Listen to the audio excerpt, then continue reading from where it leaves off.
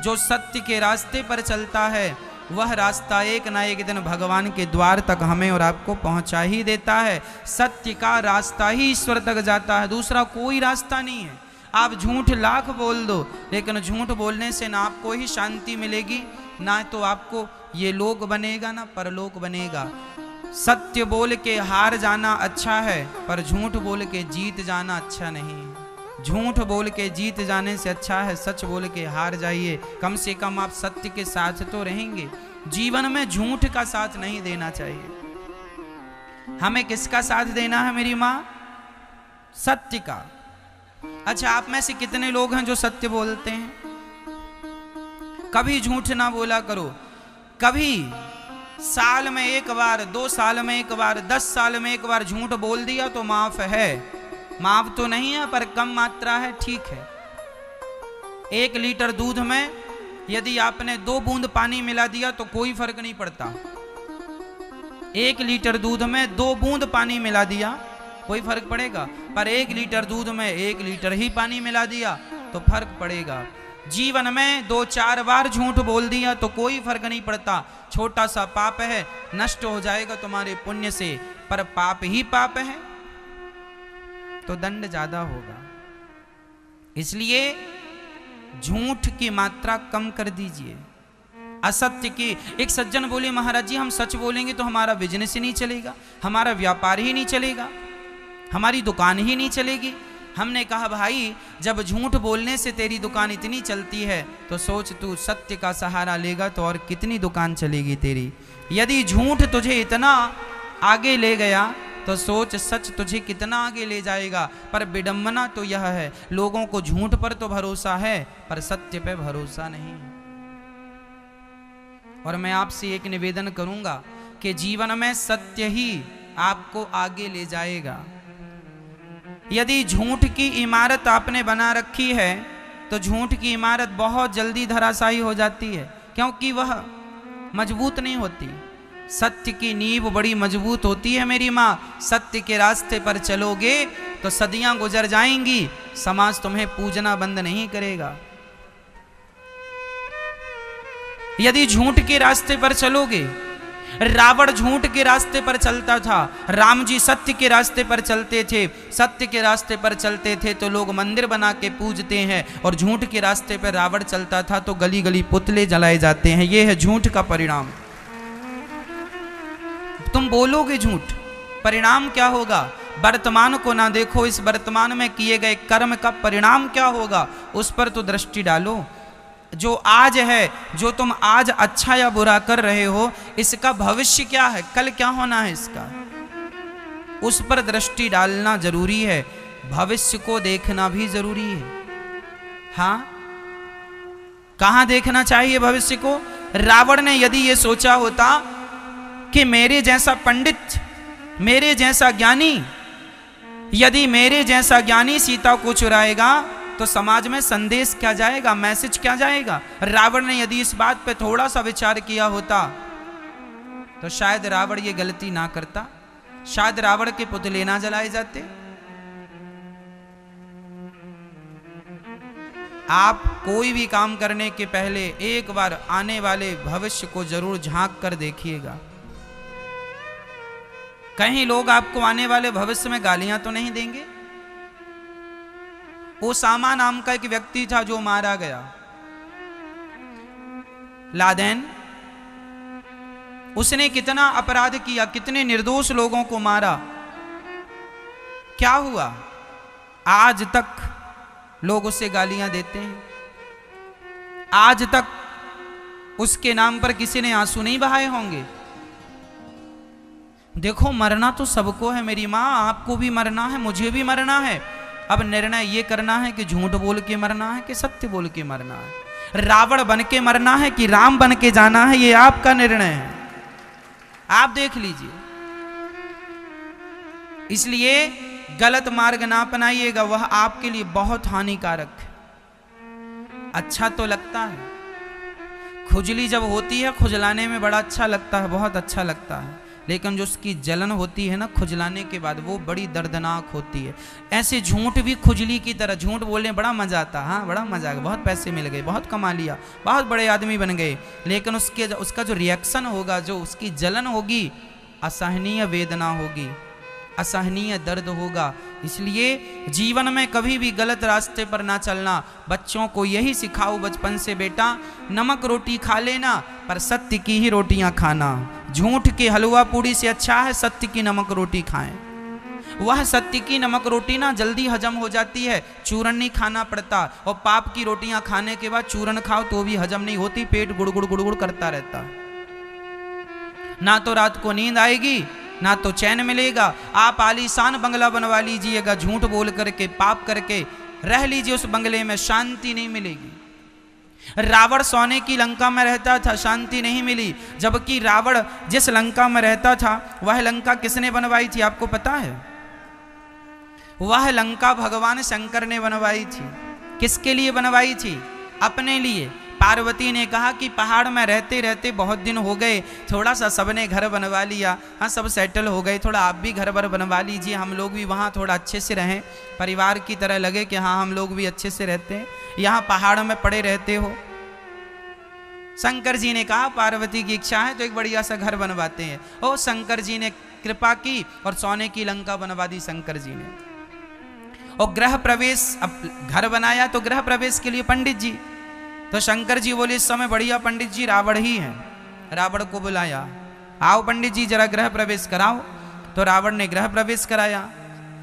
शंकर जी ने कहा बताओ दक्षिणा में क्या चाहिए? लंका। रावण बोला ये लंका बड़ी अच्छी, जो आपका घर है आप क्या करेंगे, आप तो अवगढ़दानी है, आप जहां रहते थे वहीं रहिए, ये हमें दे दीजिए। पार्वती ने बोला हे भगवान कैसा पंडित है, गृह प्रवेश में घर ही मांग लिया।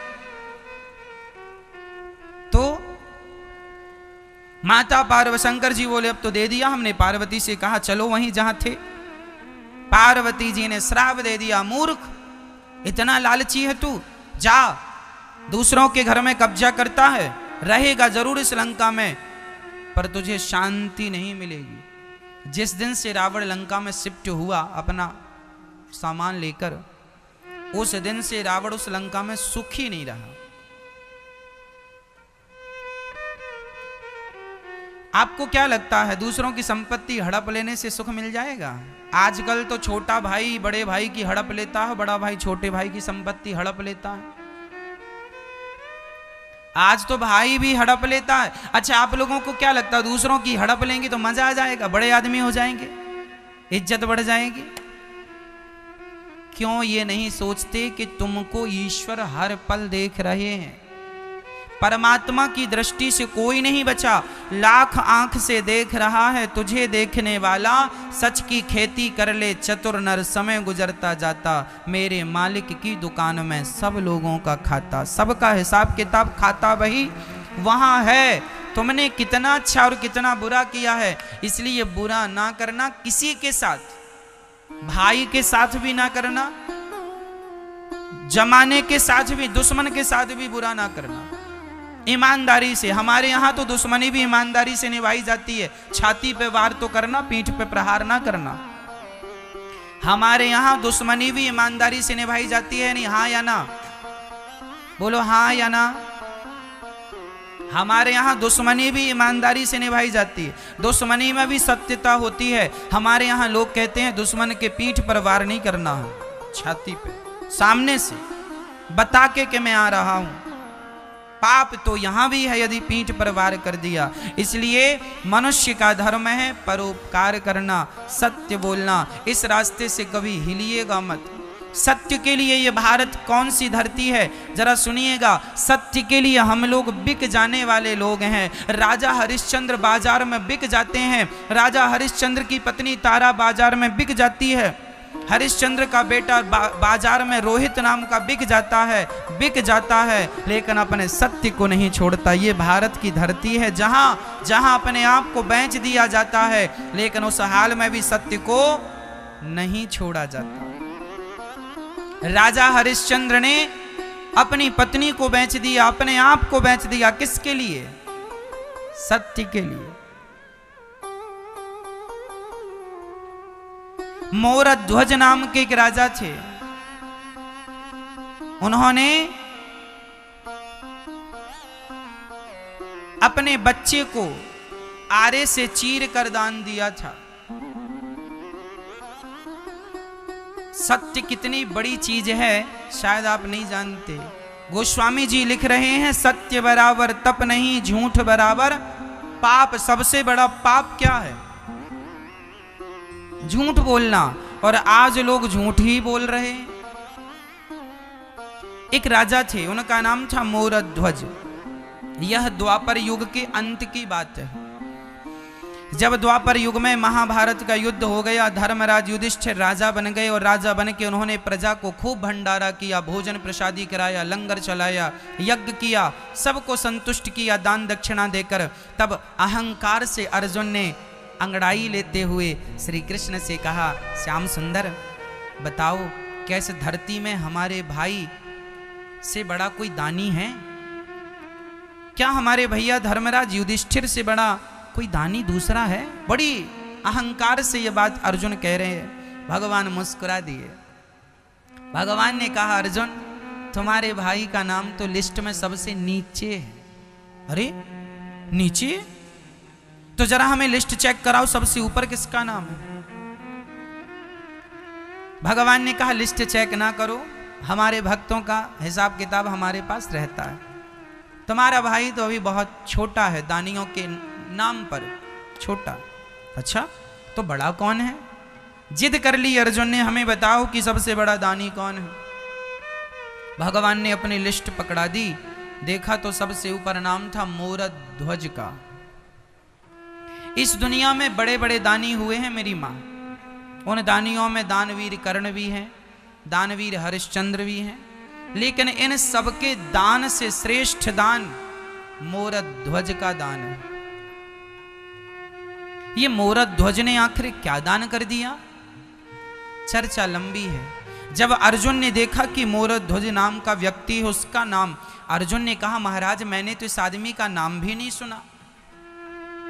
यदि दानी होता तो मेरे कानों में इसका नाम कभी ना कभी तो पड़ता।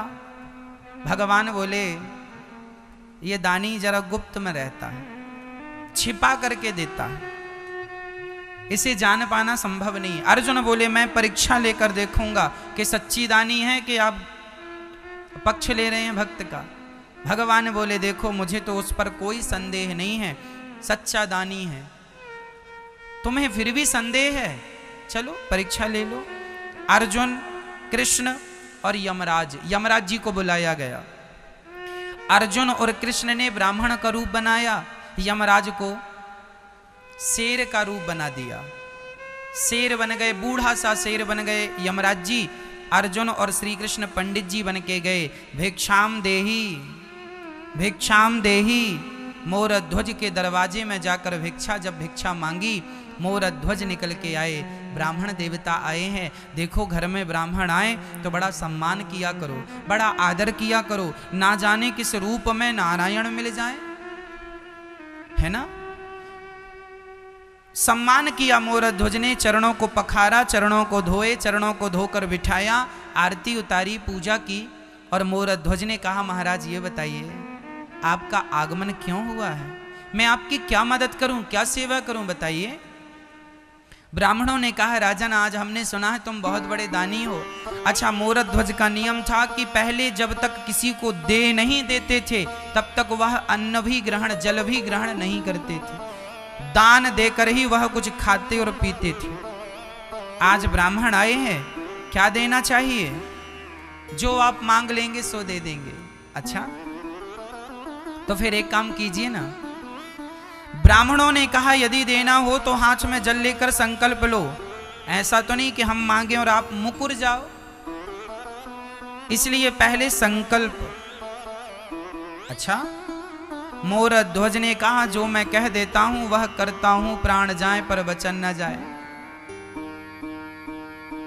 आपको फिर भी यकीन नहीं है तो एक काम कीजिए, ये रहा संकल्प। हाथ में जल लेकर के संकल्प कर दिया, जो आप कहेंगे मैं दूंगा। संकल्प छूट गया। अब ब्राह्मणों ने कहा मोरध्वज आपने संकल्प दे दिया है, जो मांगूंगा दोगे। मोरध्वज ने कहा मेरा शीश मांग लोगे शीश दे दूंगा, राज्य मांग लोगे राज्य दे दूंगा, जो मांगो दे दूंगा। ब्राह्मणों ने कहा ना तेरा शीश चाहिए ना तेरा राज्य चाहिए, फिर क्या चाहिए? कह दिया ब्राह्मणों ने महाराज मेरा शेर बाहर खड़ा है, महीने भर से भूखा है, बूढ़ा हो गया है, दांत गिर गए हैं, कुछ खा नहीं पा रहा है, उसके लिए जरा से मांस की व्यवस्था कर दीजिए, मांस दे दीजिए। मोरध्वज ने कहा बस इतनी सी बात? अरे मांस चाहिए, मैं अपना मांस देता हूं, आपका शेर कितना खाएगा? देखो मांस, राजा में आपका मांस नहीं ले सकता,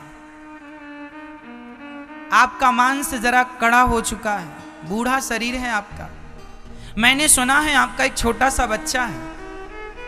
अच्छा, मोरध्वज का एक ही बेटा था, नाम था ताम्रध्वज। अभी केवल 6 साल की आयु थी, 5 से 6 साल का बालक था, छोटा सा था। बहुत पूजा पाठ करने के बाद, बहुत प्रार्थनाएं करने के बाद विधाता ने यह बेटा दिया था। ब्राह्मण कह रहे हैं कि आप अपने बेटे का मांस हमारे शेर को डालो, शेर बूढ़ा हो गया है, दांत टूट गए हैं, तो वह कड़ा मांस नहीं खाता, बच्चों का मांस जरा कोमल होता है, तो बच्चे का मांस दीजिए। पर शर्त एक और है। क्या शर्त है? बोले हमारे शेर के दांत नहीं है तो वह मांस फाड़ नहीं सकता, तो आपको ही अपने बच्चे के टुकड़े टुकड़े करने होंगे, आपको बच्चे को फाड़ कर देना होगा, क्योंकि वो तो फाड़ नहीं सकता, उसके तो दांत टूटे। अब तो मोरध्वज के पांव के नीचे से जमीन खिसक गई, परंतु वचन दिया था। मोरध्वज के सामने सबसे बड़ा संकट यह था कि यदि मैं बेटे को जबरदस्ती पकड़कर मार डालता हूं तो बाल हत्या लगेगी, किसी को भी मारना हत्या है। यदि मैं बच्चे को मार देता हूं तो हत्या लगेगी, और नहीं देता तो जो मैंने वचन दिया है वचन मिथ्या हो जाएगा। धर्म संकट में पड़ गए मोरध्वज। तभी उनका वह नन्हा सा बालक 5 वर्ष का दौड़ा दौड़ा आया, पिताजी मैंने सब सुन लिया, आप यही सोच रहे हैं ना कि मेरी मर्जी है या नहीं? पिताजी ये लो मैं खड़ा हो गया। अरे वह पुत्र कैसा जो अपने पिता के धर्म को ना बचाए। यदि मेरे द्वारा आपका धर्म बचता है, पुत्र के द्वारा पिता का धर्म बचता है, तो यही पुत्र का धर्म है कि वह पिता का धर्म बचाए, इसीलिए उसका जन्म होता है। मैं आपके धर्म की रक्षा के लिए मैं अपने प्राणों का बलिदान दे सकता हूं पिताजी, आपका वचन मिथ्या ना हो। यदि आज आपका वचन टूट गया तो आपका धर्म चला जाएगा, और बेटे के रहते बाप का धर्म चला गया तो बेटे का होना व्यर्थ है। अरे पिता के धर्म की रक्षा पुत्र ना करेगा तो कौन करेगा? बेटा खड़ा हो गया, आरे की व्यवस्था की गई। जब रानी को पता चला मोरध्वज की पत्नी को कि बच्चे को आरे से चीरना है, आरा जो लकड़ी को चीरता है आरा, ताम्रध्वज खड़ा है, एक तरफ रानी एक तरफ राजा। रानी के तो हाथ कांप रहे हैं, कौन सी मां होगी जो अपने बच्चे के शरीर में आरा चलाएगी? मां थर थर कांपने लगी, रोने लगी, बच्चे को हृदय से लगा लिया, चूमने लगी, गालों को माथे को चूम कर हृदय से लगा लिया। बेटा ये क्या हो रहा है?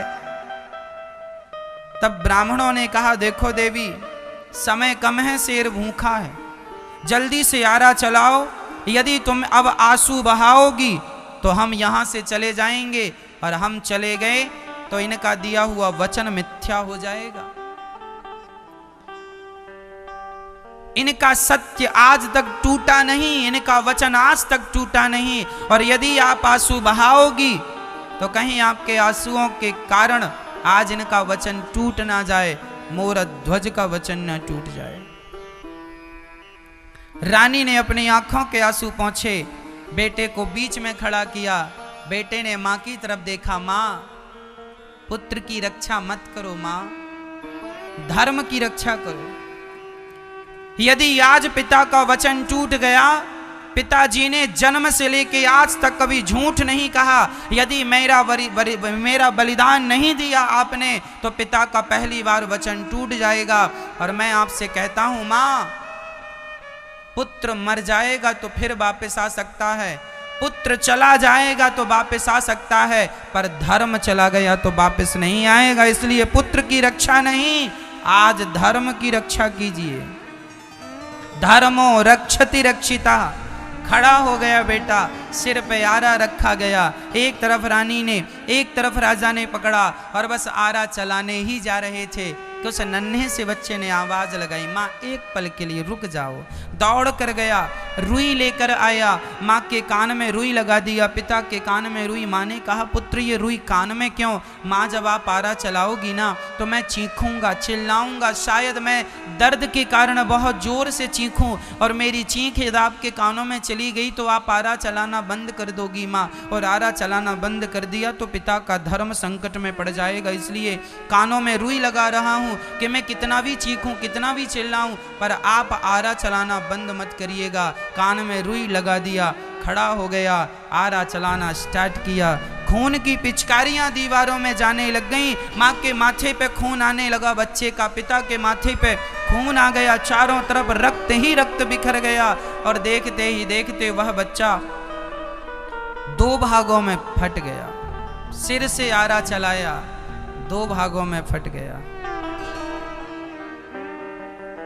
ब्राह्मणों ने कहा, इसका दाहिना अंग ले जाकर मेरे शेर को डाल दो और इसका बायां अंग ले जाकर गटर में फेंक दो। जब ये गटर की बात आई तो मां की आंखों में आंसू आ गए। ब्राह्मणों ने कहा, आपसे मना किया था कि रोना नहीं है। महाराज मैं इसलिए नहीं रो रही हूं कि पुत्र चला गया। फिर क्यों रो रही हो? महाराज इसका एक भाग आपने शेर को डालने को कहा, दूसरा फेंकने को। एक खाएगा तो दूसरा भी खिला दीजिए, कम से कम बच्चे का पूरा शरीर किसी के काम तो आएगा, गटर में यूं ही पड़ा रहेगा। इसका एक अंग आपके काम आ गया, इसका दूसरा अंग आपके काम नहीं आ सका, इसलिए मेरी आंखों में आंसू आ गए। ब्राह्मणों ने कहा, अच्छा ठीक है। भगवान श्री कृष्ण ने कहा, हमें भूख लगी है, जाओ भोजन बनाओ। राजा रानी ने स्नान किया और उसी हाल में भोजन बनाया। अब देखिए जरा, ये भारत की सच्ची घटना, घटी हुई घटना है। जैसे गुरु गोविंद साहब के 2 बच्चों को दीवार में चुनवा दिया गया था, ये केवल कहानी नहीं है, ये इतिहास की सच्ची घटना है। उसी प्रकार ये भी सच्ची घटना है। ये केवल कल्पना नहीं है, कहानियां नहीं है, ये घटी हुई घटनाएं। श्री भगवान ने कहा भोजन कराओ। दोनों ने भोजन बनाया और जब थाली सामने आई, भोजन जब भगवान ने ग्रहण करना शुरू किया, रोटी तोड़ी और वापस रख दी। राजन, हम आपके घर भोजन नहीं करेंगे। क्यों महाराज? आप हत्यारे हैं और हत्यारों के घर हम भोजन नहीं करते। हत्यारे? हमने कौन सी हत्या की? अभी अभी आपने बच्चे को मारा है, मेरे आंखों के सामने सिर पर आरा चलाया। महाराज वो तो आपने कहा था, हमने कहा था तो बच्चे को मार डालोगे? महाराज सत्य के लिए। अरे अच्छा, अपने सत्य के लिए बच्चे की जान ले ली? तुम हत्यारे हो, कुछ भी कहो, हम तुम्हारे घर भोजन नहीं करेंगे, जा रहे हैं। और ब्राह्मण जब जाने लगे, मोर ध्वज रोने लगे। पहली बार मेरे द्वार से कोई ब्राह्मण भूखा जा रहा है, पहली बार मेरे दरवाजे से कोई ब्राह्मण नाराज होकर जा रहा है। महाराज, आपके दरवाजे से जब कोई भूखा चला जाता है तो वह भूखा व्यक्ति आपका सारा पुण्य अपने साथ ले चला जाता है, लेकर चला जाता है। कोशिश कीजिएगा कि आपके दरवाजे से कोई भूखा ना जाए। यही हम गृहस्थ लोगों का परम धर्म है, अतिथि देवो भव।